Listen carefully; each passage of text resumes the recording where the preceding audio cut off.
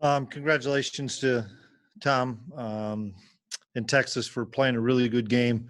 Thought they had a really good game plan, and their kids were ready to battle and play, and they took it to us. I disappointed in the loss, disappointed in the outcome, not disappointed in the resolve and effort of our players, not disappointed in the fact that we played 10 football games this year when not many people did play that many games.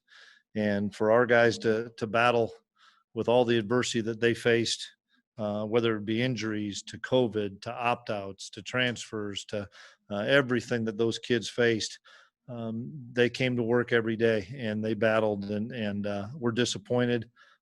There's some things we have to get a lot better at. We've talked about that. We talked about that in the locker room.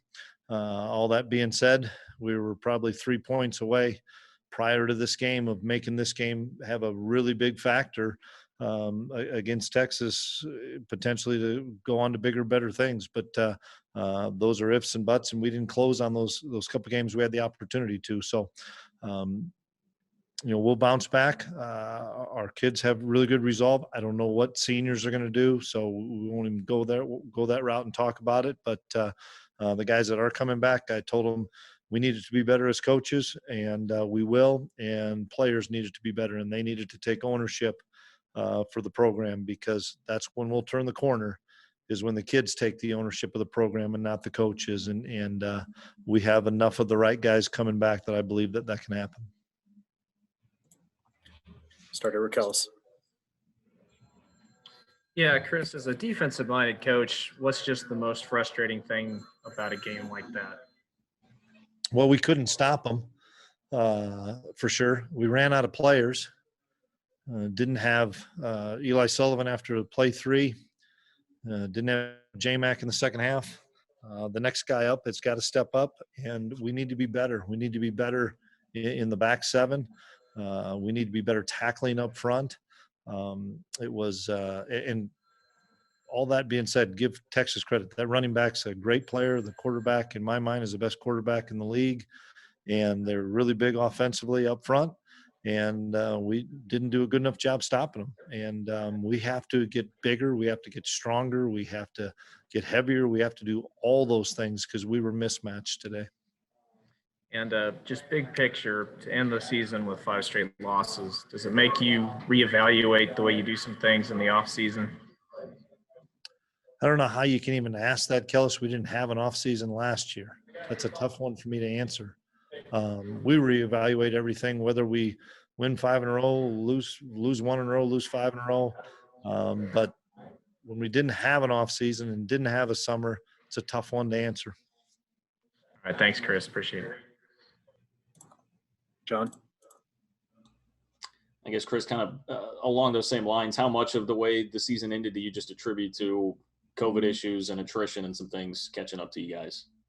Well, part of it for sure, because we were one of the few that played every week and played our scheduled games. And we didn't have enough bodies, but I thought it was really important for our guys to play. Our seniors wanted to play. All that being said, with the players that are out there, they've got K-State on their chest. They've got to come out and play well. And we have to continue to recruit. We have to continue to develop, because we're not as close as we are from the fact that we had 2 games that we lost by a total of 3 points. We're still a long ways away as far as getting kids, not to buy in, but getting kids to be bigger, faster, stronger. And that's got to be them making the commitment to say, you know what, I wasn't as good as a kid I went across against today or last week or 2 weeks ago and whatever it was. And I have to take that ownership of myself and get to be bigger and stronger. When you have a game with tackling problems like that, is any of that effort related? No, it's poor cup, poor leverage, not strong enough, not physical enough, not heavy enough. Appreciate it, Chris. Jackson?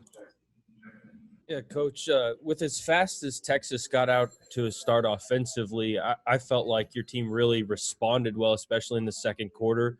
I just wanted your thoughts on that and how your team responded from that quick start and how they finished the half. Yeah, I was really pleased with our offense. We turned the ball over, which we can't do, but when we didn't turn it over, we really moved the ball at will. And we were able to run it. We were able to throw it. We had them off balance. I thought Mess did a great job of play calling. And as poorly as we played, it's 31-17 at half. And I don't know if the game was that close, but it was 31-17. And we got to come out and get a stop in the third quarter and give ourselves the ball, because I think we have some really good things going offensively. And then and we came back out and they said J-Mac couldn't go and Eli couldn't go. So we're kind of piecing it together in the back seven. It wasn't good enough, and we have to be better. And that's the frustrating thing, is offensively we did some really good things to give ourselves a chance, but we couldn't get off the field. And we didn't, for the first time since I've been here, I know we got beaten the special teams game for sure. And then just with Deuce and how big his impact has been this season, for him to have a game like he did today, I'm sure that has to do a lot for his confidence. But what does that give for you confidence-wise in him moving forward? Well, we have a running back for sure for the next 3 years or however long Deuce is going to be here, because he's an impact guy. He can catch the ball. He can run the ball. He gets tough yards. He does everything. And we just have to have more guys step up both sides of the ball, like Deuce, that love the game, that want to be great, that watches as much film or more film than almost anybody on the team. So there's a reason why he's successful. He knows what the defense is going to do, because he sees pictures pre-snap. And I think a lot of our guys can learn from Deuce to say, I don't just go out there and play. I have extreme talent, but I take that talent and take it to another level by mastering my opponent. I watch every film and every intricacy of the defense, so I know how people are going to react, and that's how you become successful. That's not by chance. That's that kid that loves the game, studies the game, and plays the game the right way. Thanks, Coach. Got 3 hands raised. We'll go through those, starting with Michael. Yeah, Chris, what went into the decision to start Elijah Sullivan in the secondary? Last Sunday, when he was finally eligible to play from his COVID issues, I made the decision on Sunday that we were going to move him to safety, and didn't get him to practice until Wednesday. But I thought he gave us the best chance to win, putting he and J-Mac back there. I thought Cody and Deuce had played well enough to deserve continued playing time. So between those two and Justin Hughes, I thought we had 3 linebackers. I thought we had some issues in the secondary over the last few weeks, and I wanted to give our secondary some more life, somebody that could really come up and smack you and tackle.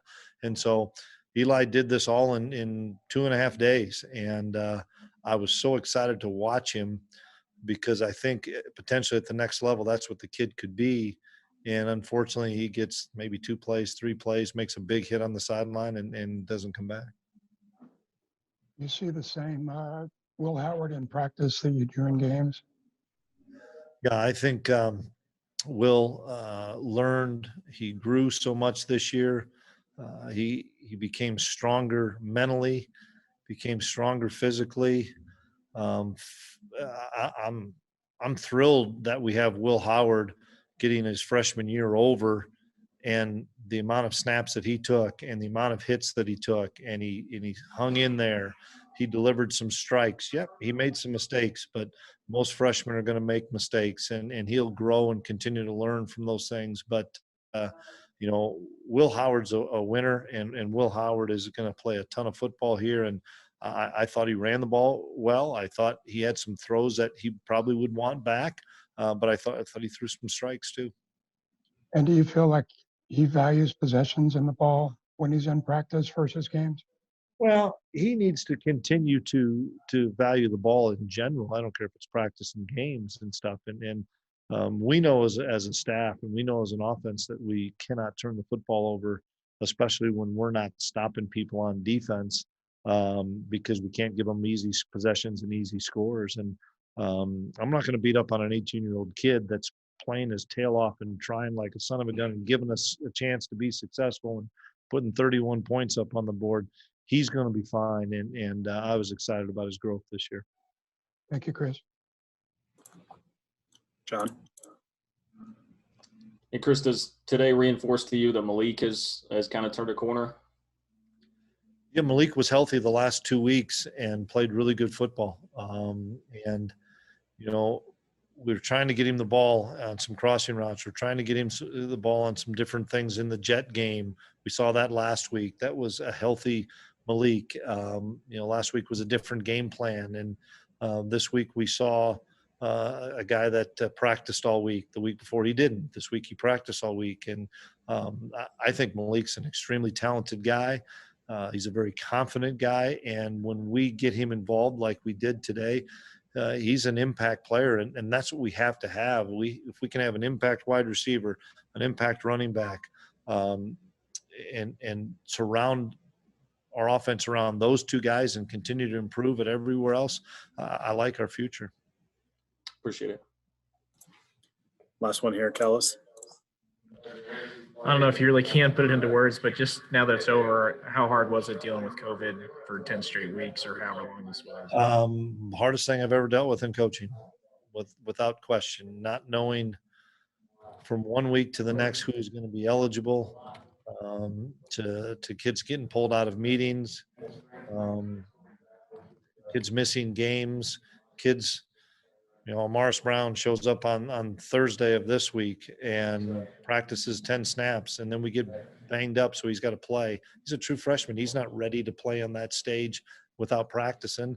You know, Eli Huggins played 35 snaps and showed up on Saturday before we played Texas Tech and hadn't seen him for 2 weeks. We lose tackles, lose guards, lose linebackers. I mean, nobody can prep you for any of those things, and that's why I'm so – proud of the resolve of our guys, because they fought, and the kids that are in that locker room, the ones that stuck with us through this whole year and through all the adversity, they're going to grow, they're going to learn from it, it's going to help them later in life, because if you can fight through an adversity of what we had this season, you can fight through anything.